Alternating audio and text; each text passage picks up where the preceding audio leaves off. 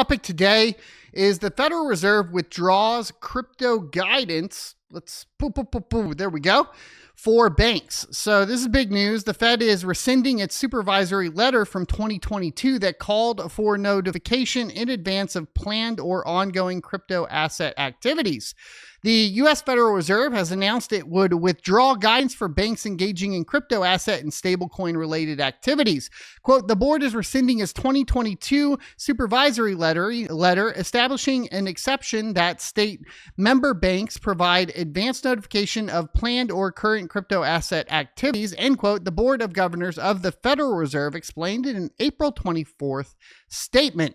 Any crypto-related activities will now be monitored through the Federal Reserve's normal supervisory process, it said. The Federal Reserve is also rescinding its 2023 supervisory letter that impacted how state banks could engage in stablecoin activities. Now, cryptocurrency and banks aren't, inherently supposed to get along via the white paper of Bitcoin.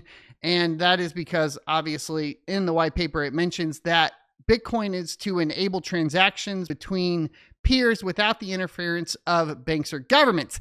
That being said, if you were running a Bitcoin mining business, etc., or a crypto mining business, it put a lot of people in a lot of awkward positions with this one in particular and the way banks viewed cryptocurrency. In fact, I have a bank account, for example, for my YouTube channel, but I couldn't get a bank account for my crypto mining farm. So when I got a lease for a building that was to mine cryptocurrency out of, I actually had to get it under the LLC for the YouTube channel. And then I was able to add the other LLC onto there. It was a kind of a workaround, but it was very frustrating. And hopefully some of that stuff lightens up because not everybody has a YouTube channel that they can put that under and put that LLC under something else. Now, a lot of cryptocurrency mining strategies at the lower level are in tandem with some other sort of business, and that probably is the best way to operate it and utilize Bitcoin mining as an ancillary revenue generation if possible. Of course, with the energy costs still being extremely high, I'm not so sure how viable that still is in the United States. And it's been a problem, on the Bitcoin mining space and the GPU mining space. If you guys haven't seen, a lot of people are getting out of GPU mining, including large CMP 170HX farms. And if you're curious, by the way, there are some group buys going on at Coastal Crypto, and they are selling a bunch of CMP 170HXs. I believe it's at least 6 cards. And if you buy 6 cards, it is under 400. I wanted to say it was between 350 and 375 per card.